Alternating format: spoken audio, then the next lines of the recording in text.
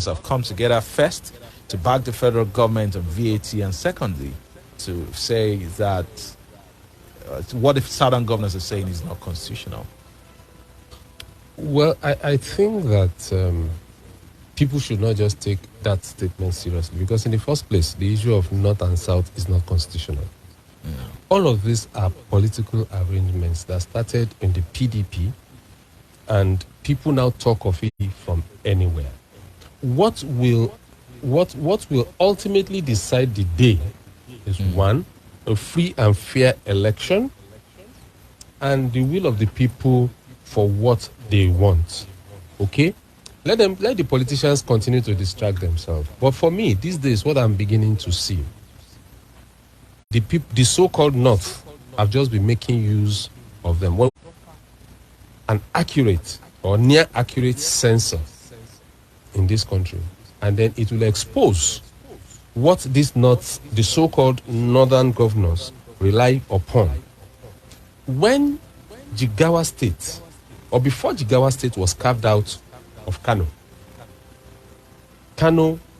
always run head to head in terms of population with Lagos State. And then Jigawa State was carved out. Between Jigawa and Kano, now there are about 70-something local governments. Meanwhile, Lagos still only have officially recognized 20. So there are a lot of things that the southern governors should call their senators and reps to go and sort out first.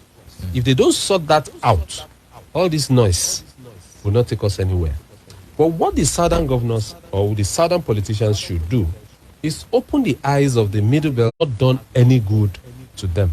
And they should lean more towards the south. That is now talking like a politician. Okay?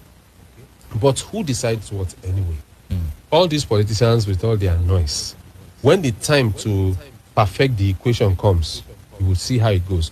Ahmed, the one that actually stirred the honest nets about 2 or 3 weeks ago, somebody traced him to be from Mauritania. You know, his father is actually from Mauritania, and he's there talking about our north, you know, and the south. So when the time comes, you see, I am not particularly moved by all this noise now. It is when we are getting very close to 2023 that you start seeing the picture. Some of them that are shouting are doing it, and like that our bros, the one with F and something, you know, gallivanting up and down, you know. All of them, or rather a lot of them are political jobbers, just, you know, looking for recognition, trying to say, yes, I'm here and all of that. And when the time to make the decisions come, we'll see how it goes. But then, while, of course, it is not anyone can aspire to be president from whatever region of the country, as long as you meet the requirement as stipulated by the Constitution. But we know politicians have this gentleman, you know, agreement to say, yes, okay, let someone from our zone run this year, and then maybe after 8 years we'll come to your zone. But why is it that even while those agreements do exist, once election approach, it's a different song? It happened with Goodluck Jonathan. There seemed to be a gentleman agreement that you complete Yar'Adua's term, you run for another one, but after this, then power goes back to the north. But at the end of the day, he didn't end up like that. Now, you see, the politicians are the same everywhere. And if you look at what is happening in the PDP, you see, or from what we have heard from the grapevine, they've not made it official, that the chairmanship of the party is coming to the south. And if you remember well, that the structure of that their agreement or their constitution, so to say, is that you can't have everything. They see even their chairmanship as a national issue. So if you have the chairman from the south, you can't have the president coming from the north. Okay? So there are a lot of all those funny calculations going on. But now, I think what a lot of them are doing is just to ruffle feathers and, you know, keep people busy while the main actors are perfecting whatever they're doing down there. But I think that it will be stupid for any party to feel the northerner this time as president. And that is why you see some of them are already fielding a southerner, especially a southwesterner, as president. You know, they are making these matches as president and vice. Ashola and Zulum. The funny one. Yaya Bello. And, you know, and then there is this Fayemi and the Kaduna guy, Erufai, and all of that. But in all of this, if you ask me, I think that for equity and justice, we should have somebody from the Southeast. Well, they say they have the numbers. They have the numbers. That if they You build see, a northern candidate, even though it's according to this informal agreement, it's the South's turn, but they have the numbers to. They know. don't have any number. And until that statement is demystified, and which is what people should work towards in this 2023 But look election. at the Kano, votes in That's what I'm saying. That's what they will do. You see, those 2015 votes will election. come last. It comes towards the end. They build it up to balance. So what would these issues. prevent that in 2023? What would prevent them, inflating the numbers? You remember as you are that alleging? during the last, we'll see what you turn out and what we turn out. Eventually, the population that Lagos State government generated was more than what the MPC generated. And I have always challenged people. Go from the problem, this population wala was implanted by the British. And what you would find is from the very first one till today, just divide the second one by the first, the third by the second, the fourth by the third, and the fifth by the fourth, you will get a constant figure of around 28% or thereabouts. That is all they've been doing. That's all they've been doing. Despite the fact that trailers, now, any trailer coming from the north towards the south carries half Malu, half potential Suya, potential Okada rider, potential shoemaker, and all of that. That is what we are seeing. Yet, their population remains on paper. Okay? The only people that are prospering up north are the politicians and perhaps those hangers on who have businesses or who, but the common man is not. And so they are moving towards the south. Yet, their population on power, on paper, is still that. And it's what they are still hanging on. And unfortunately, again, when it is time for that election, whether it is they that pays for the transportation of these people back or not, okay, I think what the southern governors should do is, if you live in Lagos, you must vote in Lagos. If after the election, and this is just, it doesn't work that way, it doesn't work that way. If I say it's not tied to a particular polling unit, maybe I'm somewhere else. Should I, be able? And that is why you are seeing the issue that happened in the National Assembly when INEC says we can do electronic transmission. And then the National Assembly guys, comprising people from the south and the north, coming up to say that, no, you must take permission from...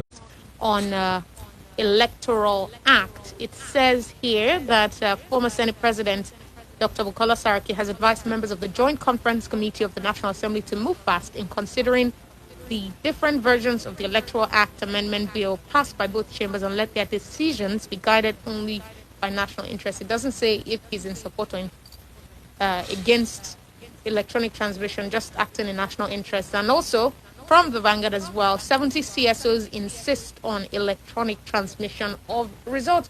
Just last week, I read in the news that the newly appointed Ogun State Resident Electoral Commissioner was saying that INEC doesn't need the National Assembly's approval to adopt e-transmission. Right. Lecturers who go on sabbatical. Recess. Before they went on their recess. How this was too is good this going sabbatical. to... Is that... When our own, they will go to the parliament in the UK. They will go to, you know what I'm saying? And they still come back to do what they do. Right. So, this electronic transmission of results, it seems like there's a lot that is riding on it. But what do you make of the REC statement, the Ogun State REC statement, that INEC doesn't need e-transmission of votes lawyers have said that INEC sort of has powers to govern and determine its own capabilities. Yes. But National Assembly is saying that you need to run it by NCC, you need to run it by us. What are your thoughts on that? You see, the INEC chairman understands very well that the aces that the National Assembly has should be drawn out early. And that is why he is engaging them.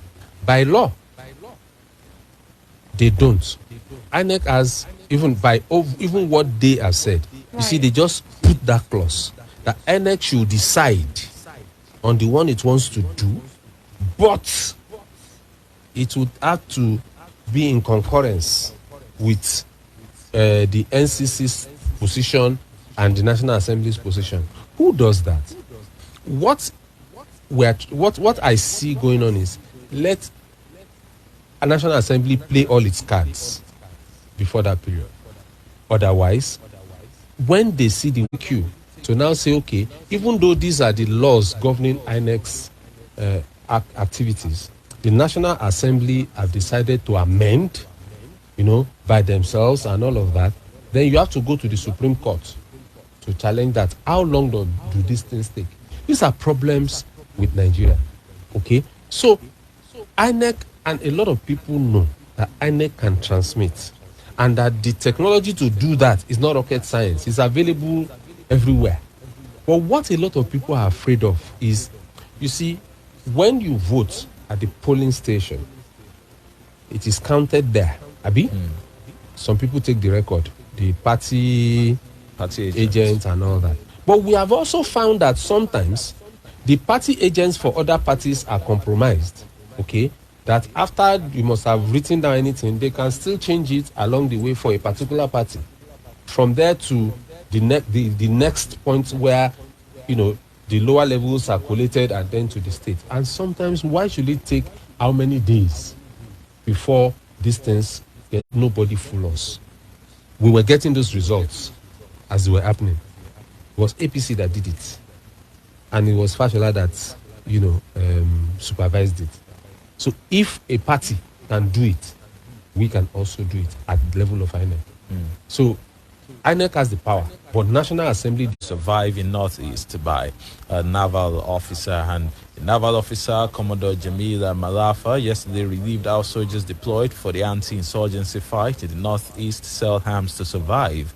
She also accused Western nations of fueling terrorism in the region. But this is the one I want you to touch on. The Platform Times as this crisis hits Ogun as Deputy Governor jets out to protest handover of power to SSG by Governor Dapo Abiodun. The story said a subtle crisis is brewing in Ogun State Executive Cabinet as the Deputy Governor, Alaja Noimod Salako Yedede, reportedly protested against the action of the governor for allegedly handing over the power to the secretary to the state government. Well, what's your take on this? I don't know if many have said the governor is not around, the deputy governor is not around, the speaker is not around, and the state seems to be on autopilot. No, a state cannot be on autopilot for any reason at all. Even though there are certain decisions that, when they are taken, needs a approval, the final authority would be the governor. Now, from that headline, it looks like whoever is writing has this insight into what is happening. What we, knew was, okay, the governor went to the UK to meet GF. The deputy governor too, traveled, and then the speaker traveled, perhaps for the same purposes or diverse purposes. Of course, the next person left, to hand over the state to. Now, the issue is, did the governor know that the deputy governor was also going to travel immediately after him? Okay, and that the speaker was also going to travel immediately after him. And that is why the governor should hand over to the deputy. I don't know whether in that line, because I've done what governance means. The next thing is that the deputy governor has a medical emergency, okay, and had to leave, and then perhaps the speaker has some family emergency and has to go. Otherwise, if whatever they are going for are functions, either for the state or for self, it should not come to the level of leaving the state at this, where it is now. It's in fact, when I was discussing this with somebody yesterday, I just said, please don't let us, because it begins to annoy you. But unfortunately, what power do you have? Can I put them on the, if I have the power, maybe I will put them on a bench and give them like 60 strokes of the cane. Don't do that again. It's not done. But I don't have the power. Another issue has been how deputies and vices are treated. And it's not even about, even from the level of the SUG, from the level of departmental elections in our institutions. Seems to be an ornamental position. You find out that it's glamorized, so to say. But then you eventually find out that Eddie, I know on the show yesterday, was still saying there are spare tires, when we're talking about the VP yesterday. So, kind of like prime minister and president, because recently when the president traveled, he didn't hand over to the VP. A lot was said, his aides justified it somehow, that the president was working from where he is and all of that. But the truth is, if you do not trust who your deputy is, then why do you have that person as your deputy? You see, unfortunately, the narrative of having, like, for example, the vice president of Nigeria has constitutionally specified roles. The same for the governor. Okay? But in the event that the president or the... And also, a lot of those functions, they will still... Where the problem now is, okay? A lot of these things, a lot of these people are fostered on them by the party. And the next thing you will see, and it is coming closer home now, with the tenure of this president coming to a close. In fact, this is one of the few times that you would have it just happening towards the end of this presidency, for example. Some people will have started canvassing that Osinbajo will be president after his first term. And that is what caused the problem between Obasanjo and Atiku. At least they had the moral sense to wait till we got to the second term, middle of the second term, before they started canvassing for Osinbajo. Okay? So there is always that thing between them, that this person, see the Ekiti, see Oshun, see everywhere it's like that you take over. And so this problem. So, and then again, people will say there is honor among thieves. But in politics, it's different. You suspect everybody. Or the governor to say, we saw your deputy talking to somebody yesterday. And that's the beginning of it. Or your deputy willingly shook hand with somebody. And that's the beginning of it. So there is so much suspicion that the principal is afraid of the deputy. And they just don't wait. And it starts showing. It suffers. As a result. Because in the first place, are they there because of you? No. If they were there because of you, some of these things should not be coming out. How can you leave a state? Governor, deputy governor, speaker. Kinology. All right, well, let's open phone lines now and maybe take one more story or two. 081 0704 400 1067 is the number to channel your 1067. And Facebook, of course, remains Flash FM 106.7. Pick a headline that we've either, Dr. Ashimi has either done a deeper analysis on, or we've just read the headline, and then drop us your comment or your opinion on that headline. But the story that it says that next month, the Ogun State government may hold a ceremony to present awards to outstanding public school teachers in the state, but those who won the prizes last year have not been able to redeem them. By 5th October, it will be exactly 1 year since the Ogun State government awarded a house and cash prizes to outstanding teachers in the state. We'll take this analysis after this telephone call. Hello, good morning. Hello, good morning. Hello, good morning. Good morning. Yeah, my name is Abeokuta from Illegal. Please. All right, on the issue of Ogun State, the truth is, if you ask most Ogun indigenous, the name of their deputy, it will be very hard to mention the name. Because over time, we've not been hearing anything about the woman. Anyways, probably those listening to watch BGTV will be hearing about her. But on the general note, we don't know her. We don't know what she has been up to. So, and that says a lot about this government. Even when the government is not performing, what do you expect of the deputy? So it's kind of unfortunate that we have the governor, the deputy, and the speaker traveling out of the state at the same time. Just like the doctor said, to do what? Kiloloshi. That's a break in their relationship. Well, I don't know how to put it. There is no communication, because if there has been a perfect communication, the three of them would have left at the same time. With Abara Ogun State. All right, thank you, Abayomi, for your contribution. 0704 400 1067.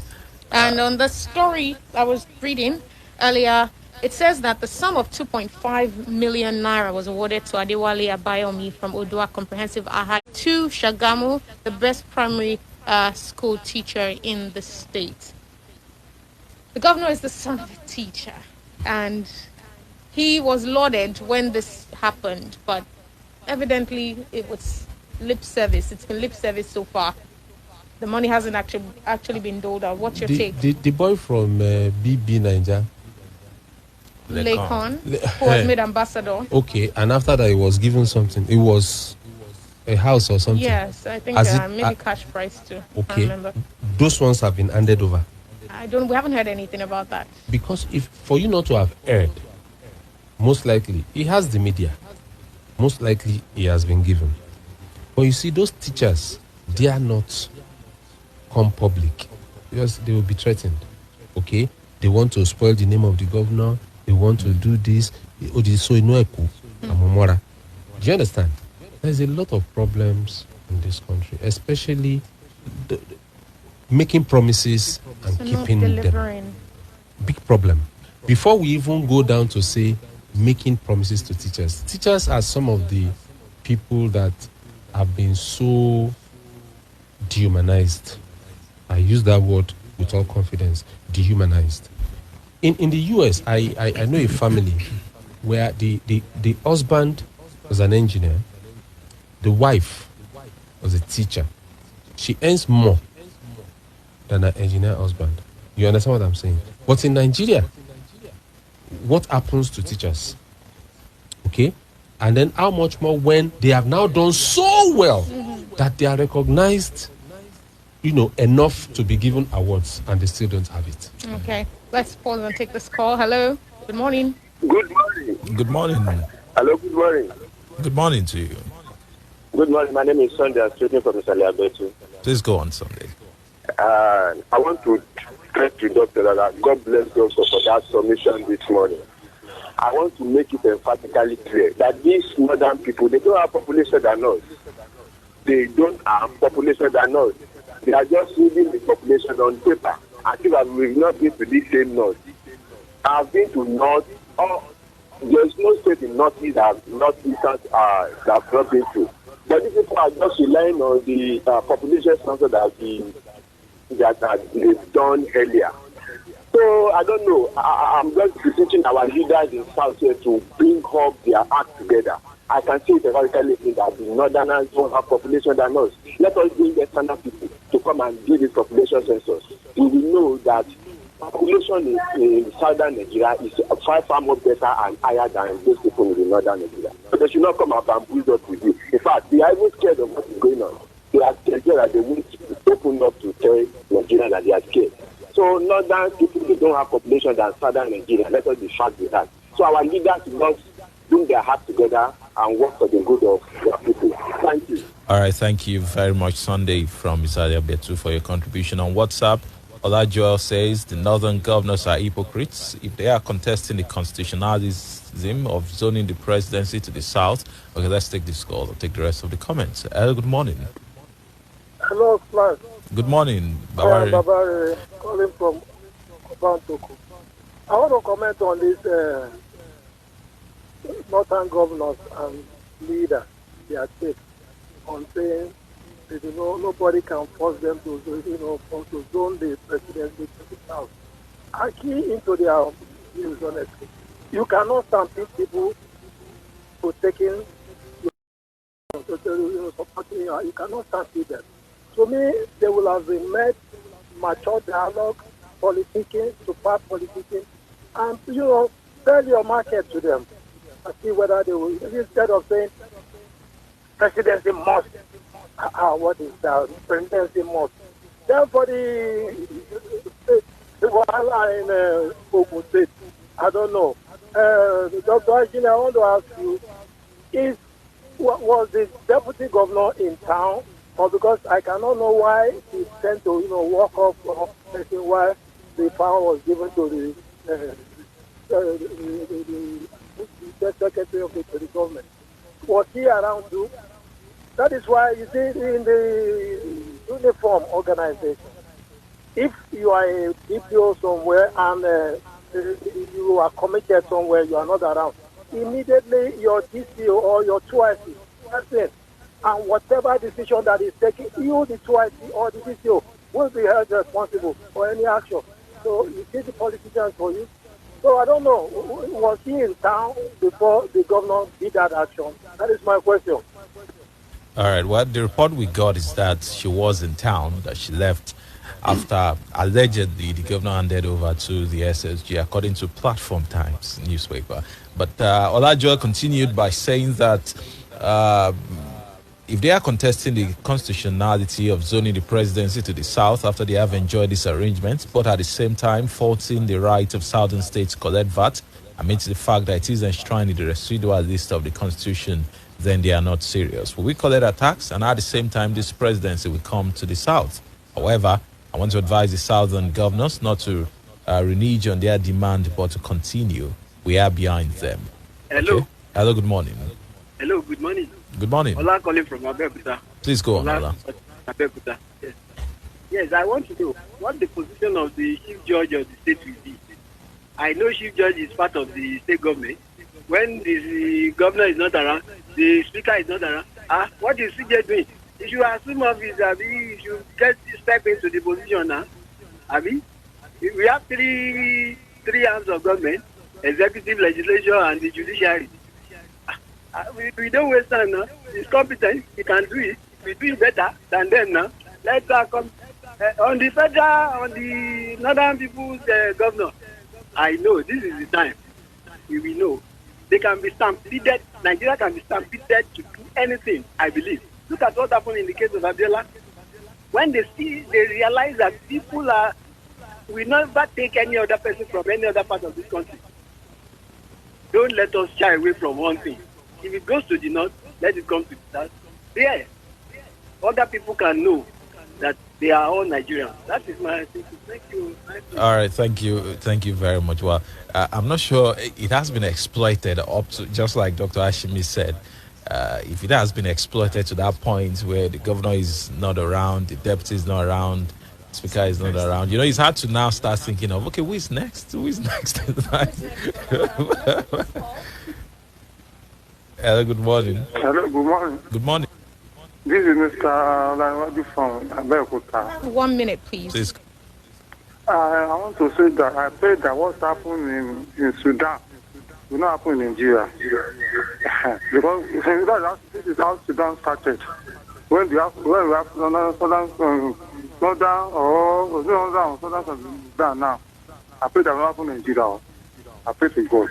Amen. It's our prayer too that this country does not degenerate. Okay, let me take the rest of Olajuwon's message. He said, as concerning Ogun State Governor, who used almost 2 months to bury his responsibility of the state to the SSG instead of the deputy governor is indeed a misnomer. Hence, I will not blame the deputy governor for traveling abroad. This action of the governor is not good enough. Olajuwon from Itaoshi. All right, so we still have some more messages here. When Oh, we're out of time. Oh my. All right, Takredi Camille, I see your message and 2 other messages. But sadly, we can't take them anymore. Bami from Ajibo, thank you very much. Nicholas, thank you. Kunle Ashimi, thank you very much for your time. You've been with You're us welcome. since 8 a.m. We appreciate Much you. appreciated. Join us tomorrow, and don't forget that Independence Day special, October 1st, from 8 to 11, is going to be a rich discussion. My name is Lola Neduteni. Good morning. My name is Boy Gaulani. Thank you for joining us.